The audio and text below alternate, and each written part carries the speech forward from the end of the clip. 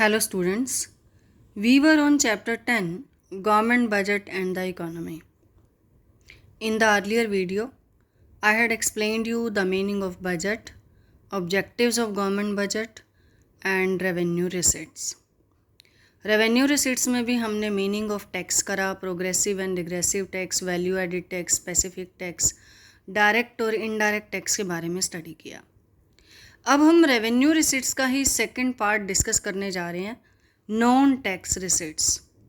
Non tax receipts क्या होती हैं? जो टैक्स के अलावा बाकी जितने भी सोर्सेज हैं जिनसे गवर्नमेंट को रिसीट्स आती हैं, इनकम आती हैं, इसे नॉन टैक्स रिसीट्स कहते हैं।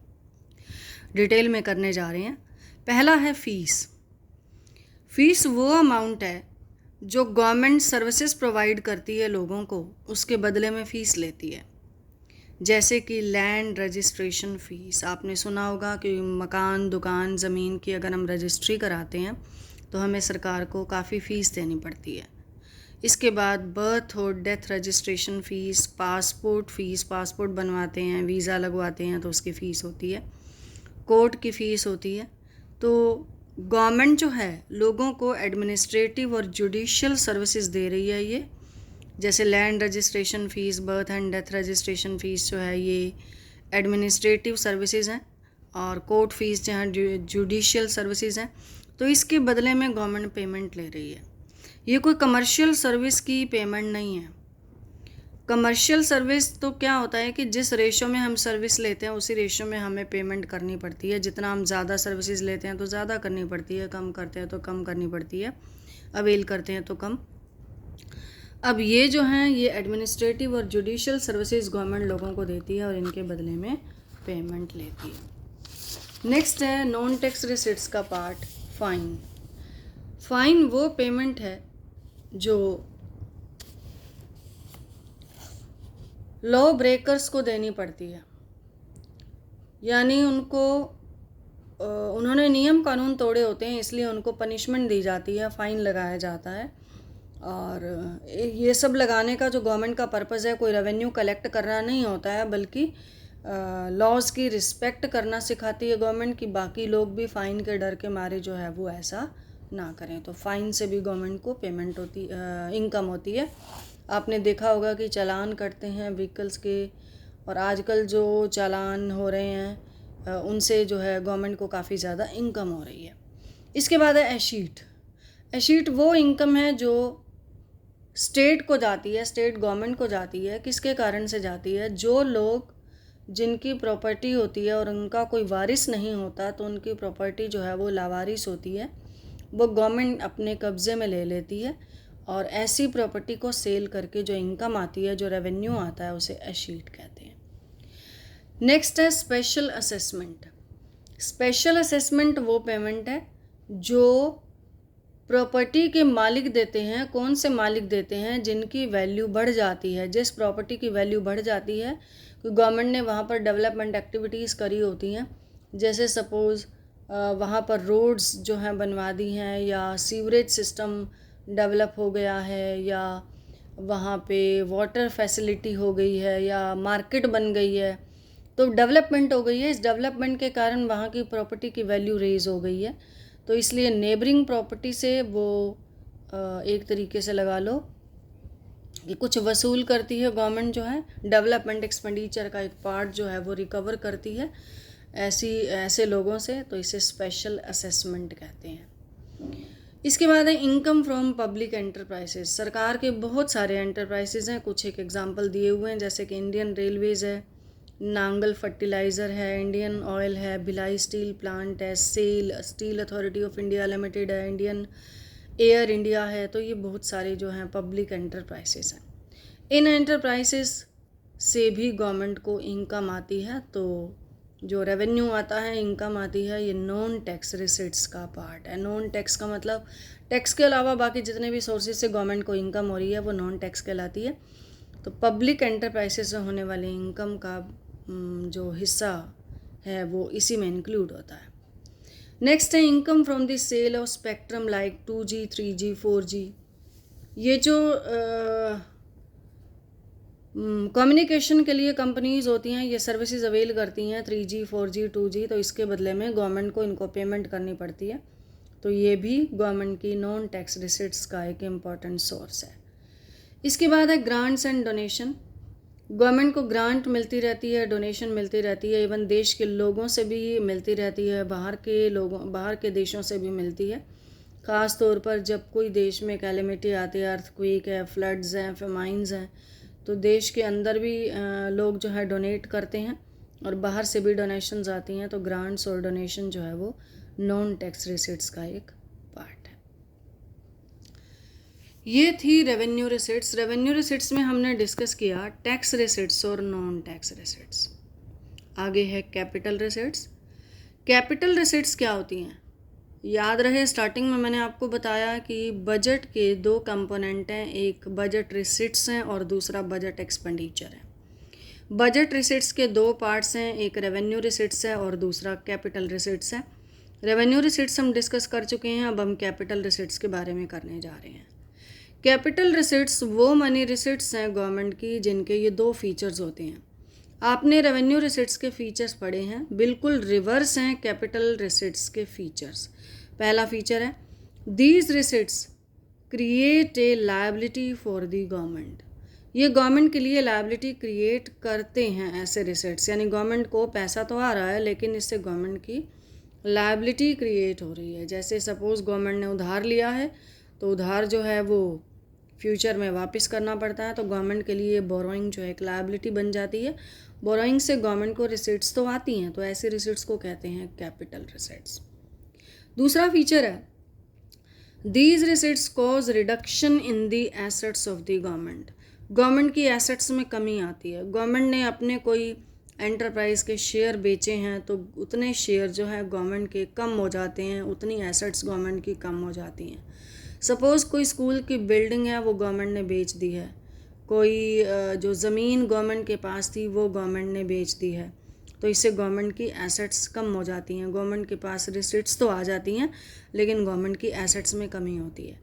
तो दोनों फीचर्स हो सकते हैं किसी एक आइटम में, या सिंगल एक फीचर भी हो सकता है। कौन सी रिसिट्स? जिससे या तो लायबिलिटी क्रिएट होती हो और या फिर एसेट्स में रिडक्शन होता हो, एसेट्स में कमी होती हो। तो कैपिटल रिसिट्स के बारे में हम डिटेल में करने जा रहे हैं कि ये कैपिटल रिसिट्स जो हैं वो कौन कौन सी होती हैं। पहला है recovery of loans. Central government जो है वो स्टेट गवर्नमेंट को लोन देती रहती है फाइनेंशियल क्राइसिस को कोप अप करने के लिए। अब जब इन लोन की रिकवरी हो जाती है, अब लोन क्या है? लोन है एसेट। मान लो मैंने किसी को लोन दिया है, तो जो क्लेम पेपर होता है, जो एग्रीमेंट पेपर होता है, उस पर जो मेरे साइन होते हैं, उनके साइन होते हैं, वो पेपर जो है मेरे पास रहता है, वो मेरी एसेट होती है। यानी मेरा पैसा किसी के पास है, मैंने किसी को उधार दिया है, वो मेरी एसेट है।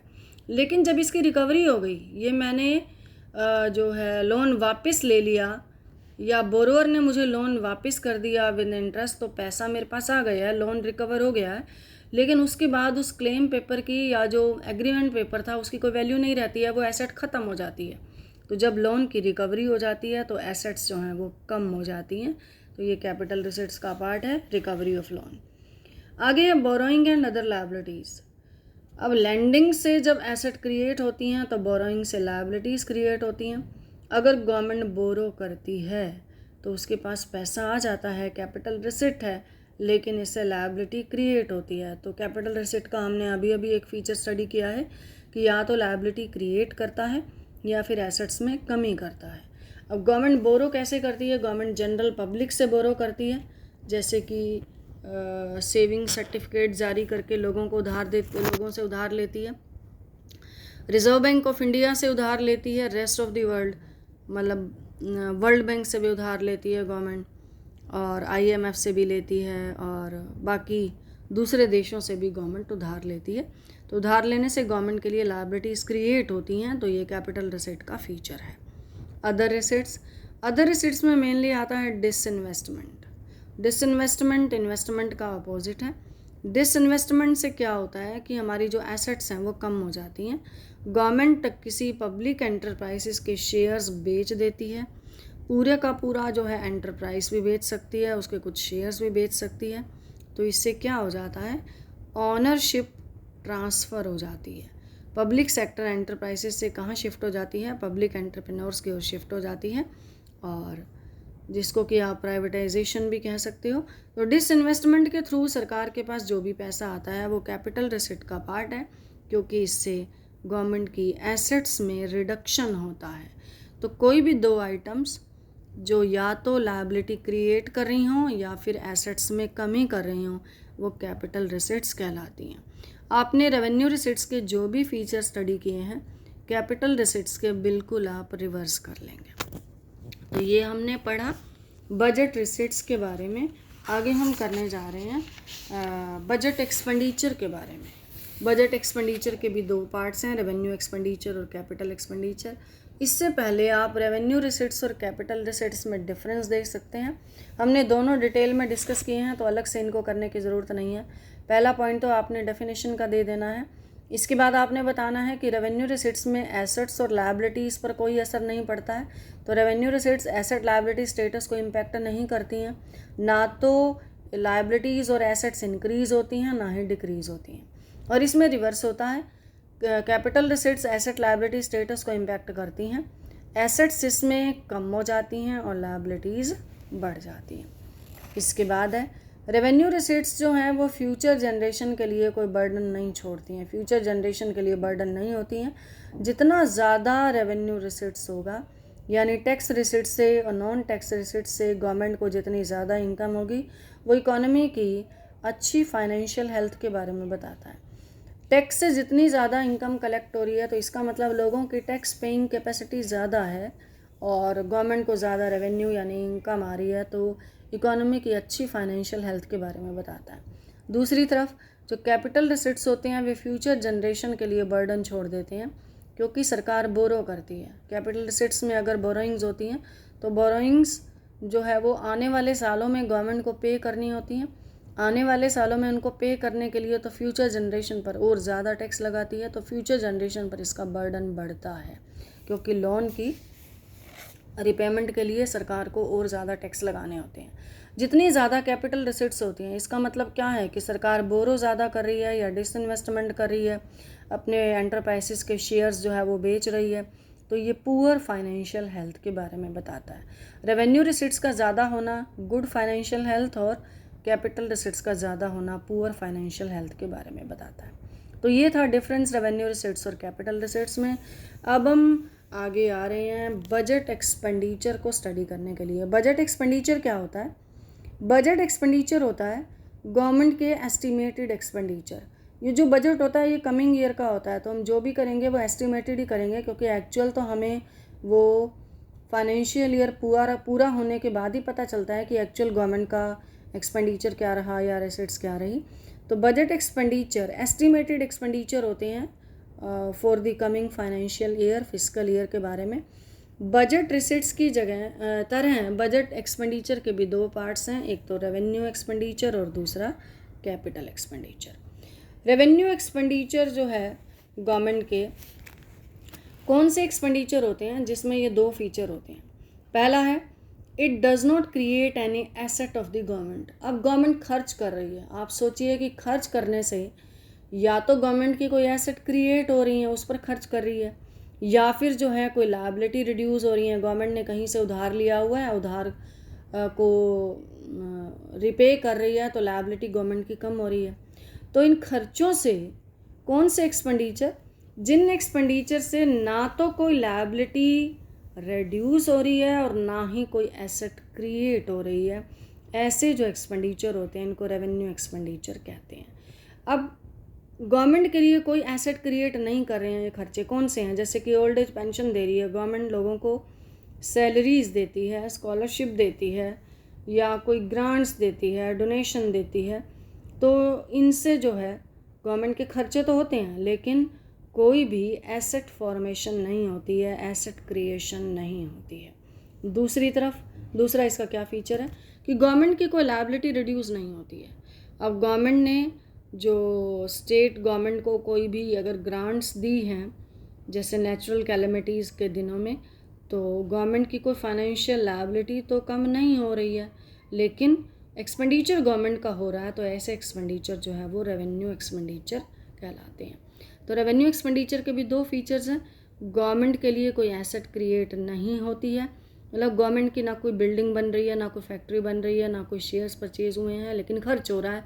तो ऐसे खर्च हो रहे हैं वो रूटीन के एक्सपेंडिचर होते हैं जो गवर्नमेंट को करने पड़ते हैं। लोगों को सैलरीज देना, ओल्ड एज पेंशन देना, स्कॉलरशिप देना, ग्रांट्स देना, सब्सिडीज़ देना, ये सब जो है गवर्नमेंट के खर्चे होते हैं और गवर्नमेंट की कोई लायबिलिटी कम भी नहीं होती है।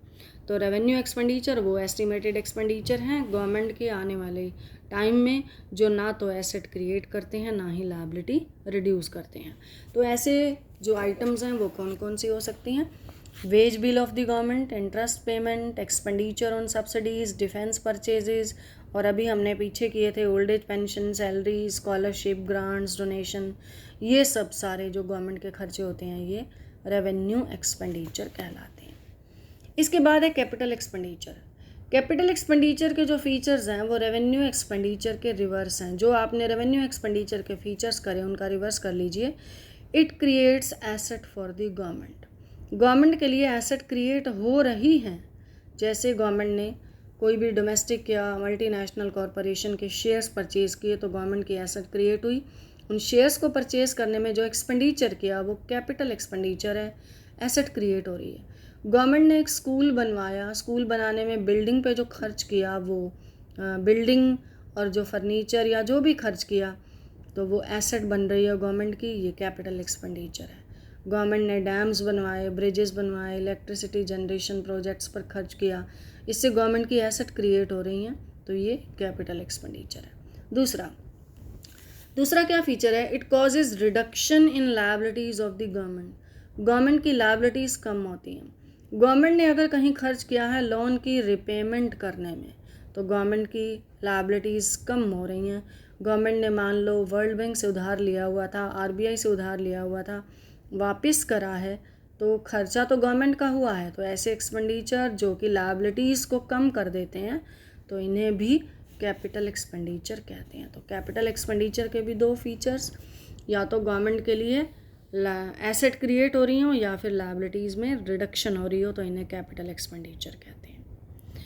अब इन्हीं कैपिटल एक्सपेंडिचर की इंपॉर्टेंट आइटम्स जो हैं कौन कौन सी हैं? Expenditure on land and building, expenditure on machinery and equipment, purchase of shares, loans by central government to state government और स्टेट कॉरपोरेशन, गवर्नमेंट जो है वो लोन दे रही है, खर्च कर रही है, कैपिटल एक्सपेंडिचर है।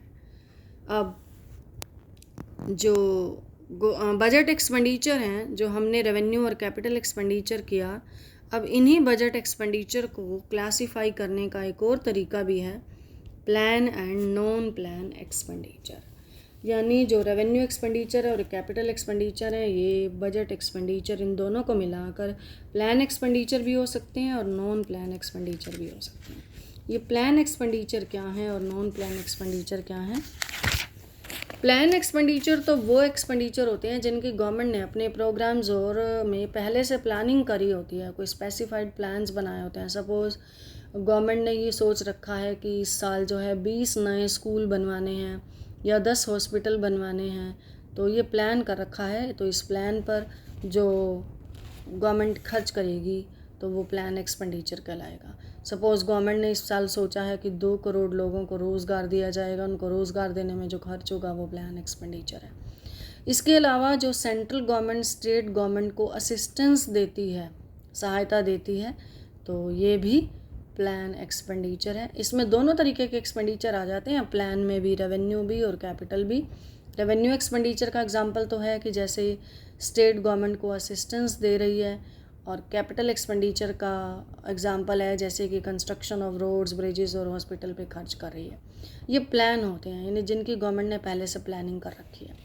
इसके बाद है नॉन प्लान एक्सपेंडिचर, जो अदर देन प्लान एक्सपेंडिचर है, जिनकी गवर्नमेंट ने प्लानिंग नहीं कर रखी है लेकिन गवर्नमेंट को करने पड़ते हैं। जनरली क्या होता है, ये जो एक्सपेंडिचर होते हैं ये रूटीन वाले होते हैं, इनकी प्लानिंग करने की ज़रूरत नहीं होती। जैसे जो एम्प्लॉयज़ हैं, जो सैलरी जा रही है, तो इनकी प्लानिंग करने की ज़रूरत नहीं है। लॉ एंड ऑर्डर पर जो खर्च हो रहा है, डिफेंस पर अचानक से ज़्यादा खर्च करना पड़ जाता है, या फिर अब गवर्नमेंट को पता नहीं होता है कि इस साल जो है कितने एंटरप्राइजेज नए खुलेंगे, कितनों को सब्सिडी देनी होगी, तो इसकी प्लानिंग पहले से नहीं होती है। तो डिफेंस पर, सब्सिडीज़ पर, लॉ एंड ऑर्डर पर और जो रूटीन के गवर्नमेंट के एक्सपेंडिचर होते हैं उनकी प्लानिंग नहीं करनी होती है, तो वो नॉन प्लान एक्सपेंडिचर कहलाती हैं। ये भी गवर्नमेंट बजट के एक्सपेंडिचर साइड को देखने का एक और क्लासिफिकेशन था, प्लान एक्सपेंडिचर और नॉन प्लान एक्सपेंडिचर। तो बजट एक्सपेंडिचर को हम रेवेन्यू एक्सपेंडिचर और कैपिटल एक्सपेंडिचर के टर्म्स में भी देख सकते हैं, और बजट एक्सपेंडिचर को प्लान एक्सपेंडिचर और नॉन प्लान एक्सपेंडिचर के नज़रिए से भी हम देख सकते हैं। तो ये था बजट एक्सपेंडिचर। अब आगे हम डिफरेंस देख रहे हैं, रेवेन्यू एक्सपेंडिचर और कैपिटल एक्सपेंडिचर में क्या डिफरेंस है। तो वही इसमें जो हमने डिटेल में डिस्कस कर लिया है वही देना आपको। Revenue expenditure asset liability status को इम्पैक्ट नहीं करते हैं, ना तो एसेट और लायबिलिटीज़ ना कम होती हैं ना बढ़ती हैं। और capital expenditure asset liability status को इम्पैक्ट करते हैं। एसेट्स इसमें बढ़ जाती हैं, यानी गवर्नमेंट ऐसे खर्चे करती है जिसमें से एसेट क्रिएट होती हैं, और लायबिलिटीज़ जो हैं वो कम हो जाती हैं। सिग्निफिकेंस में क्या डिफरेंस है कि जो रेवेन्यू एक्सपेंडिचर होते हैं, चाहे सब्सिडीज़ पर किया, सैलरीज़ पर किया, लॉ एंड ऑर्डर पर किया, तो इससे लोगों का वेलफेयर इंक्रीज़ होता है। लेकिन ये जीडीपी में, डायरेक्ट जीडीपी ग्रोथ में इसका कोई कंट्रीब्यूशन नहीं होता, ऐसे खर्चे होते हैं ये। और जबकि कैपिटल एक्सपेंडिचर जो हैं, चाहे पब्लिक इन्वेस्टमेंट जो कि गवर्नमेंट अपने पब्लिक एंटरप्राइजेस पर खर्च कर रही है, जो हम डिस्कस कर चुके हैं, मशीनरी पर, इक्विपमेंट पर, रोड्स पर, डैम्स पर, ब्रिजेस पर, कैनाल्स पर जो खर्च कर रही है, ये जीडीपी ग्रोथ पर फोकस करते हैं। इनका जीडीपी ग्रोथ के साथ डायरेक्ट लिंक होता है। जितना रेवेन्यू एक्सपेंडिचर इकोनॉमी में ज़्यादा होगा, सब्सिडीज़ पर ज़्यादा खर्चा होगा, ओल्ड एज पेंशन पर ज़्यादा खर्चा होगा, तो ये लोगों की पॉवर्टी के बारे में बताता है, बैकवर्डनेस के बारे में बताता है। और जितना ज़्यादा कैपिटल एक्सपेंडिचर होगा, वो इस चीज़ को बताता है कि गवर्नमेंट को ज़्यादा एक्सपेंडिचर करने की ज़रूरत क्यों पड़ रही है, क्योंकि प्राइवेट इन्वेस्टमेंट की कमी है। और कैपिटल एक्सपेंडिचर अगर इकोनॉमी में बढ़ता है, कैपिटल एक्सपेंडिचर गवर्नमेंट जनरली तब बढ़ाती है जब इकोनॉमी में डिफ्लेशनरी गैप आता है, यानी प्राइसेस काफ़ी कम हो जाते हैं, डिमांड का लेवल कम हो जाता है, उसको उठाने के लिए कैपिटल एक्सपेंडिचर जनरली किया जाता है। अब है रेवेन्यू बजट और कैपिटल बजट में डिफरेंस। रेवेन्यू बजट में रेवेन्यू रिसीट्स और रेवेन्यू एक्सपेंडिचर आते हैं। कैपिटल बजट में कैपिटल रिसीट्स और कैपिटल एक्सपेंडिचर आते हैं। Revenue budget asset liability status को इम्पैक्ट नहीं करता, जबकि कैपिटल बजट करता है। रेवेन्यू बजट जो है लोगों के वेलफेयर पर फोकस करता है और जीडीपी में कंट्रीब्यूट नहीं करता है, और capital budget directly GDP growth पर फोकस करता है by way of public investment, यानी पब्लिक सेक्टर एंटरप्राइजेस में जो गवर्नमेंट इन्वेस्ट करती है उस पर फोकस करता है। जितना ज़्यादा रेवेन्यू रिसीट्स होता है, तो इसका मतलब टैक्स और नॉन टैक्स रिसीट्स से इनकम गवर्नमेंट को ज़्यादा हो रही है, तो कैपिटल रिसीट्स की कम ज़रूरत पड़ती है कैपिटल बजट में। ये ग्रोइंग इकोनॉमी का इंडिकेटर है कि रेवेन्यू रिसीट्स जितने ज़्यादा होंगे तो गवर्नमेंट को कैपिटल रिसीट्स यानी उधार की उतनी कम ज़रूरत पड़ेगी, तो ये इकोनॉमी के ग्रो होने का साइन है। और जितना ज़्यादा कैपिटल रिसीट्स होता है वो बोरोइंग की कंपल्शन को दिखाता है, ये इकोनॉमी के बैकवर्ड होने का इंडिकेटर है। तो आज के लिए इतना ही। इस चैप्टर का नेक्स्ट पार्ट हम नेक्स्ट वीडियो में डिस्कस करेंगे।